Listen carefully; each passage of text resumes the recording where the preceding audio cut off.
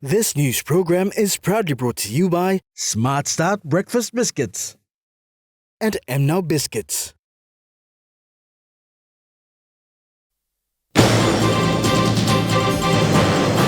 Innovative fish farming launched by stakeholders in Port Moresby. LDC receives second cattle shipment from Leh to Central Province. And benefits of new Pogora mine unveiled.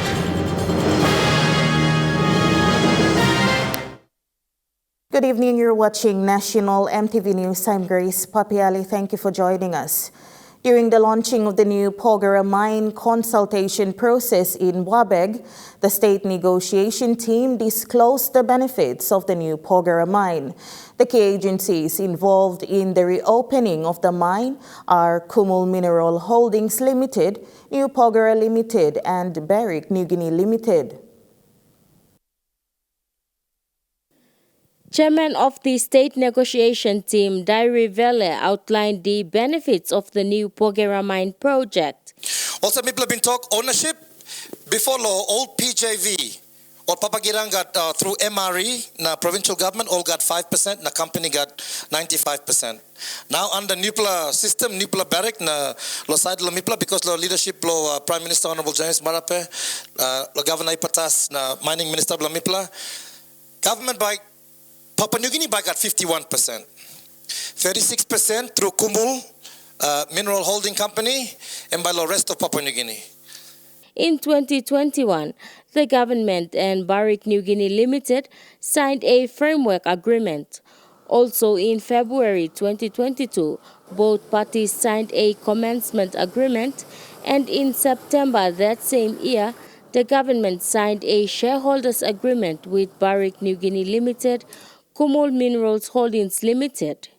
Also, Prime Minister been talk because shareholder landowners, PNG government through Kumul, now all, but all by operating companies still for 10 players. Suppose all stop 10 players, na you may extend him, you may extend him. Misla need lower him.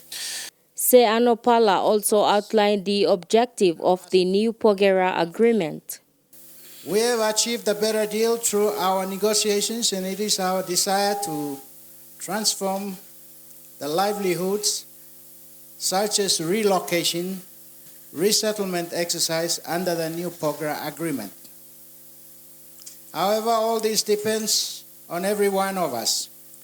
I urge you all stakeholders to cooperate, negotiate within the true spirit of respect, honesty, and fairness to conclude the MOE or MOA process in the coming days ahead.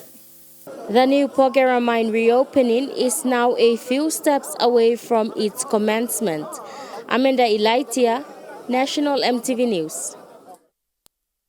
Livestock Development Corporation has gone into the second phase of shipping the second batch of cattle from Leh to Central Province in Rigo District. The first batch of cattle were shipped towards the end of the year and are now at the Launakalana estate in Gabi Village. Livestock, once a thriving industry in Papua New Guinea, but has been abandoned for many years until the revival 3 years ago by the Livestock Development Corporation under the National Cattle Breeding Program. Managing Director for Livestock Development Corporation, Terry Coim, says the team is very happy to receive the 165 cattle safely on the shores of Keapara village. We are here to welcome the second shipment of cattle that left Leh several days ago, and they were able to make it through to Milne Bay waters and to arrive in Central Province this afternoon. We are happy. Thank you to the captain. You can see behind me is the boat that carried 165 cattle from Sialum as well as from Arab in Morobe Province. They will be offloaded here to where we are, across from where I'm standing. And they will be, from here, we will move them to Launakalana. They will join the first lot that came here towards the end of last year. Managing Director Coim says LDC will herd the 300-plus cattle in the 4,000 hectares ranch in hope to increase their numbers to 1,000. And we have on the ranch right now about 130. The numbers at my back are 165. So we are going to have about 300 cattle grazing on the rundown Launa Kalana estate in the Rigo district. Launa Kalana holds about 4,000 hectares of land. We are hoping to increase the numbers up to 1,000 before the end of the year. Mr. Koim also encouraged local farmers in Central Province and other parts of the country to work together in promoting the livestock industry. Natasha Ovoy, National MTV News. Livestock Development Corporation has been working to achieve the medium-term development plan for the livestock sector in the country. Members who retired under the 2022 Government Retirement Program should now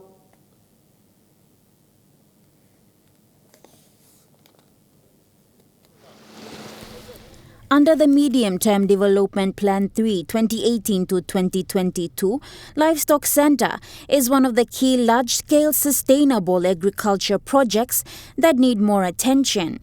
Managing Director for LDC, Terry Koim, explains the budget allocated by the government for LDC under the Medium-Term Development Plan 3. Under the MTDP 3, LDC was to roll out the National Cattle Breeding Program across the country. And under the MTDP 3, they were to fund LDC with 10 million kina every year. The MTDP 3 ran from 2018 and it came to an end in 2022. So in 2018, they gave us 10 million. I was not at LDC at the time.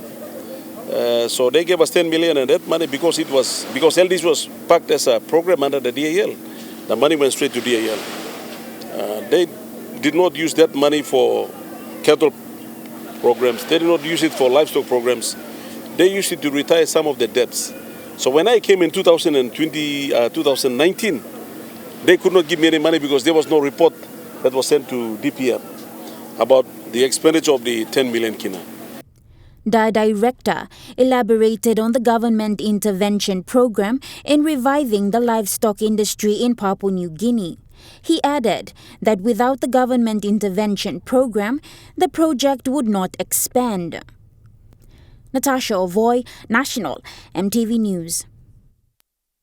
A joint partnership between the Gulf Provincial Government and the National Capital District saw the opening of 3 newly constructed walkway, wharves and water supply projects for the Gulf settlers of Gabi Village in the nation's capital. Present to officiate the launching today was Gulf Governor Chris Haiveta and City Governor Powers Pakop and member for Mosby Northwest, Lawyer Boy Samuel at Gabi. Gulf settlers who have been settlers in Gabi Village since the inception of the Hiri Moale trade all gathered to witness a significant community project. Gulf Provincial Government, with the 3% revenue on goods and services tax that they receive from NCD, will be assisting the people of Gulf who have been long-time settlers in parts of the National Capital District with 1% of the 3%. The official launching today marks this at a total cost of 300,000 kina. This initiative also signifies the partnership between the Gulf Province and NCD.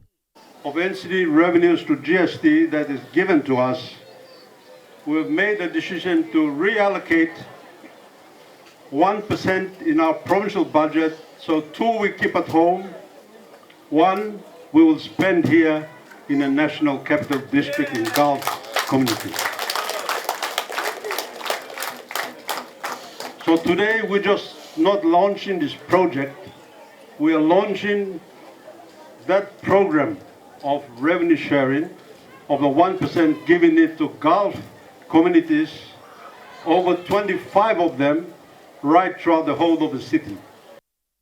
NCD Governor Powers Pakop, when addressing the community, stated that this initiative is a start of a new era for the two governments. All over 1,000 tribes, so many languages, 860, so many cultures, they come here to make Port Moresby their home. They must see this example of our Kanaba people, East and West, coming here, living peacefully with our Motuan and Kotabu people. This is the culture and heritage and history that we must hold and amplify.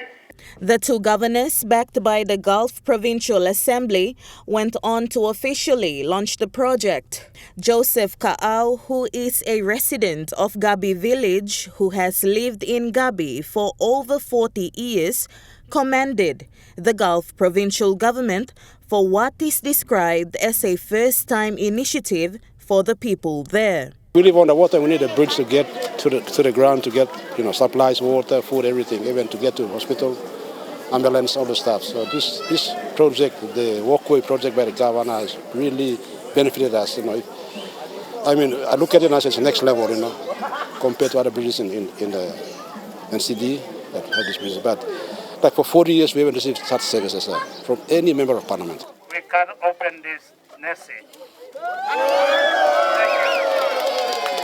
The project will not only benefit the livelihoods of Gulf settlers of Gabi, but other Motu Koitabuans who also live there. This project is one of the other projects that will be rolled out in NCD, backed by the Gulf Provincial Government. Meanwhile, Governor for Gulf Province, Christopher Haiveta, has expressed his invite to the National Capital District, the Papua Development Forum and Central Province to work in collaboration with Gulf Province to deliver government assistance to the people, especially the traditional settlers. As I said, it is a special place, a region within NCD, that is within Central Province.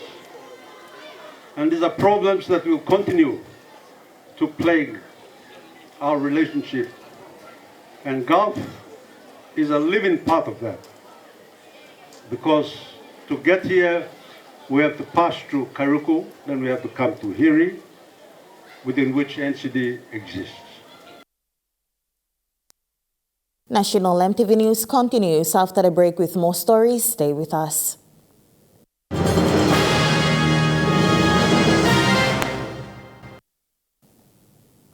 Welcome back to National MTV News. The Minister for Fisheries and Marine Resources, Jelta Wong, accompanied by the Managing Director for National Fisheries Authority, Justin Ilakini, officially launched the Pari Tilapia and Aquaponics in Port Moresby today. This Pari Tilapia and Aquaponics project was initiated by a local company known as the Uncle Fish Farm Limited. The project site is located in the Moresby South electorate within the nation's capital. Brandon Warp, the managing director of the fish farm, highlighted that the initiation of the project cost more than 700,000 kina and was supplemented by the National Fisheries Authority with the funding of 1 million kina. This project was classified unique as they use innovative ideology to utilize the fish waste to grow vegetables. Mr. Warp acknowledged the government's support towards the project to see it to completion. Want the big lot of thank you na album long migo long NFA ole bin look sawe lang atuk bin making long en. Minister Wong, while officiating the launching ceremony, applauded Mr. Warp's efforts towards the project and called on all citizens to adopt such mentality. I'm really proud to be here, and Brendan, I really appreciate you with what you've done here today. It's a great asset. I really hope that when this goes out, a lot more Papua New Guineans see this and they change the mentality of what they're achieving. The minister alluded that such projects is a stepping stone to a greater future and highlighted that it correlates well with the government's policy directions. Meanwhile, NFA Managing Director Justin Ilakini urged citizens to take the initiative of such projects, and where they fall short, the government will step in to ensure its completion. So one policy one priority is to identify those hard work mana and to eliminate all paper projects in the country. That's why you don't hear about project development funds anymore. That has been ceased because a lot of people have been getting money but doing something else. The MD also revealed that the National Fisheries Authority will roll out programs so to create more opportunities for individuals to participate in the economy. We are broadening our focus to making sure that we create a lot more opportunities for our people. Going forward, we are creating a really big aquaculture inland program where we plan to roll it out throughout the country. God bless Papua New Guinea. Sharon Engnui, National MTV News. Meanwhile, the Uncle Fish organic farm operating in the nation's capital has revealed that the lack of basic services within the area where the business is operating has drastically affected their operation. This fish farm project is located at Pari, which is situated near Taurama in the Mosby South electorate in the nation's capital. It has been revealed that the operation of businesses has been impacted due to the lack of basic services like water, electricity, and better road conditions. MD Warp highlighted that such issues are slowing them down to deliver projects on time. He said he purposely invited the governor for NCD and a member for Mosby South to be at the event and witness what is lacking in the area. Mibla staff lo find lo Pari Village, power current lo mibla lo yeah, that's why Jen said them cry staff. Power current lo yeah, mibla section time. Road them mibla come no looking. That's why me like in governor na Mosby South member lo come lo disla as we are doing a project here where road them not lo problem. Water supply, but you look at the mama lawyer staff, Pari Village also Karim, though Silibinzelo, long city, within city boundaries, but yet all Karim, Condena out, Losabama, Golomanu, Panimwara. Now this is one like big lady, Blomipla lawyer, even two me try me go no gat, me cut him 60,000 kina, Wara come and dry, me making me go no gat, and now I'm Mibla digging Boara, Blomipla, so Mibla Logatim Isla. Project M also all legal struggle when Mibla make him. Mr. Warp highlighted that regardless of such situations, he manages to look for other alternatives to move forward. But it is costly and urges government to ensure basic services reach all areas to avoid such hiccups. Meanwhile, this fish farm project has engaged over 30 youths within the area. Sharon Engnui, National MTV News. Member for Wawaria Machineryk, in a graduation breakfast hosted by The Voice Inc., expressed his desire to improve education and implement open government in his district.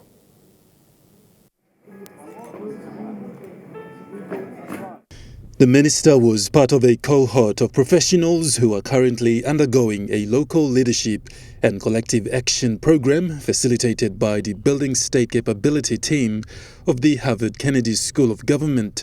Minister for Wawaria, Machineryk, said in his speech that his electorate is the first to implement and sub-nationalize open government partnership. The member attended the program with a ward councillor, deputy head teacher and elementary teacher from his district. We need to have people who are really passionate about solving that problem. So the members of our were here are really passionate about solving this childhood problem. So once they are equipped with these necessary tools and advice, they'll be able to help me solve this problem.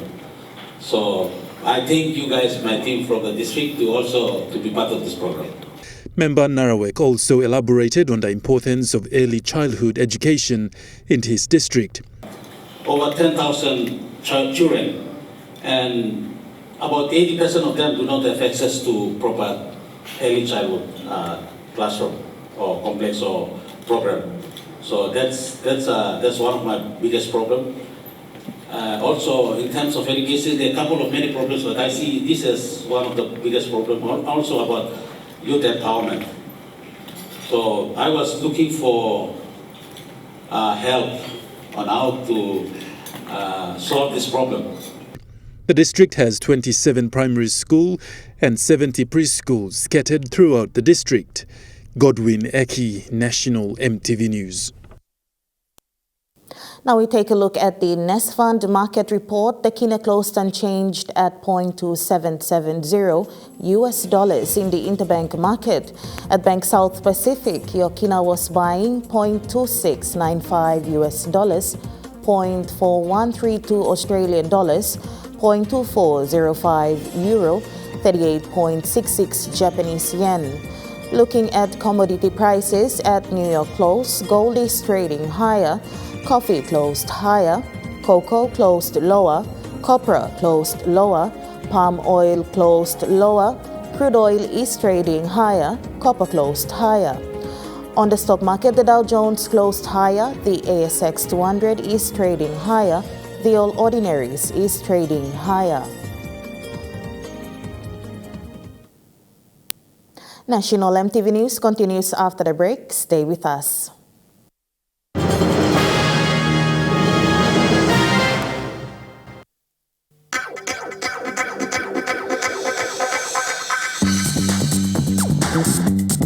Trukai Sports.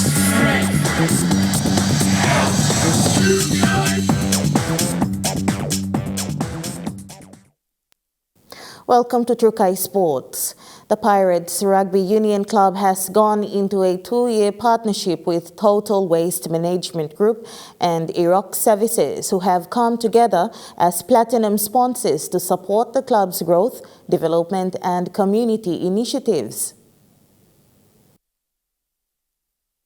This collaboration between two industry leaders underscores a shared commitment to fostering local sports, community engagement, and the pursuit of excellence both on and off the field. This support will enable the club to explore opportunities in developing women's rugby and youth programs, build professionalism and a good reputation, implement good governance, and provide opportunities and career development pathways for players. Pirates Rugby Union Club President Adam Stephen Orong said they welcome the TWM Group and IROC Services, as this partnership will greatly benefit a larger community in Leh, both on and off the field. CEO of TWM Group and IROC Services, Michael Chan, said, through effective development pathways, they hope to see Leh Pirates produce talent that can one day reach the global stage and make the club, Morobe Province and the country proud. Natasha Ovoy, Trukai Sports.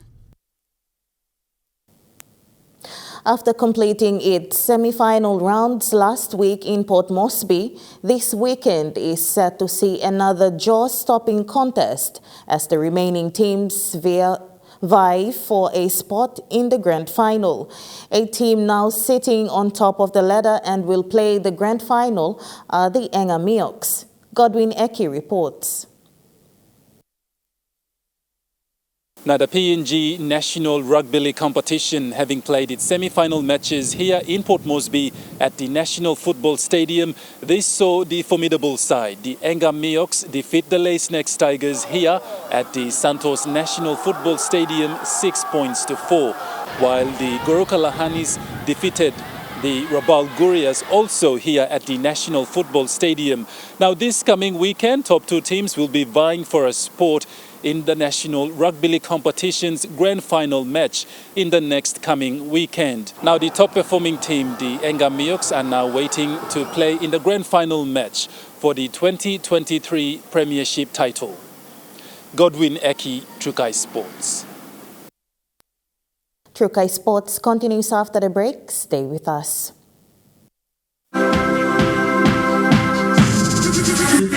Trukai Sports.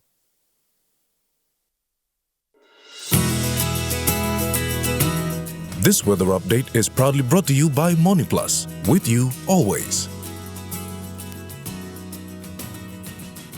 The weather forecast for the next 24 hours in the southern region: Port Moresby City mostly fine although cloudy, Daru windy and possible few showers, Kerema partly cloudy with few showers, Alatau cloudy periods with few showers, Popondetta partly cloudy with brief afternoon showers.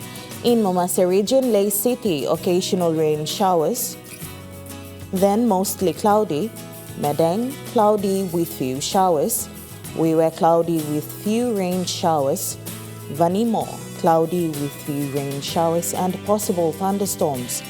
In the New Guinea Islands region, Lorengau rain showers and thunderstorms, Kaveng partly cloudy with a shower or two, Kokopo and Rabaul cloudy periods with few showers, Kimbe partly cloudy with brief afternoon showers, Buka few showers and possible thunderstorms. In the Highlands region, Mount Hagen City cloudy periods with few showers, Goroka and Kondiawa cloudy with some showers, Mendi and Wabek cloudy with few showers.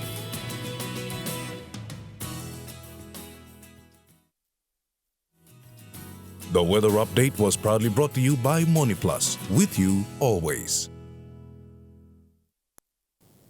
And before we go, for the first time, a career expo for the UPNG School of Medicine and Health Science was held at the medical faculty today at the Taurama campus in Port Moresby.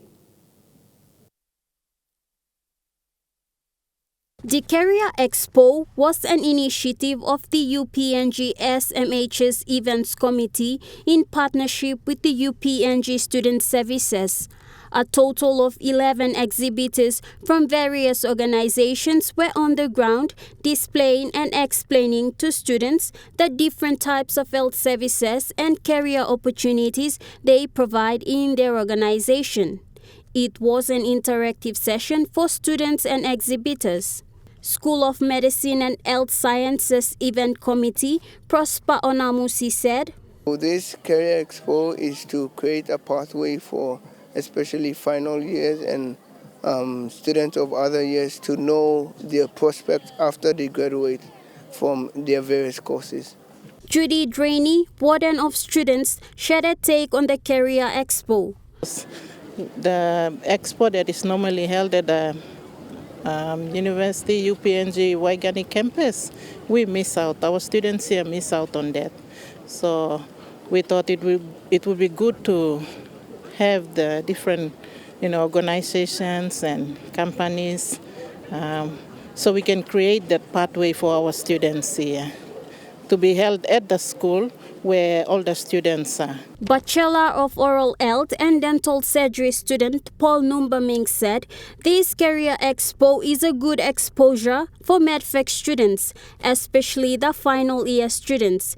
He added that it is a program for a WETI course to enable students to have an insight of how to go about their career after graduating. Going through a couple of the booths, I've come to realize that our private medical providers, healthcare providers, they provide standards healthcare services which should be provided by a health institution. Going through a couple of the booths, I've come to realize that our private medical providers, healthcare providers, they provide standards healthcare services which should be provided by a health institution. He added, the establishment of private health centers and hospitals is a great assistance in terms of providing primary health services to the people.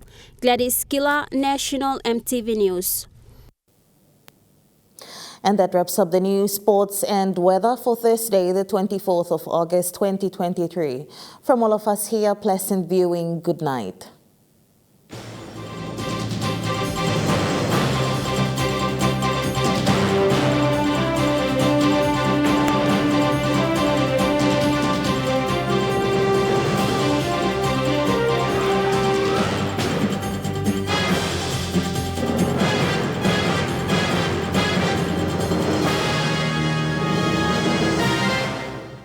This news program was proudly brought to you by Smart Start Breakfast Biscuits and Gold Nuggets.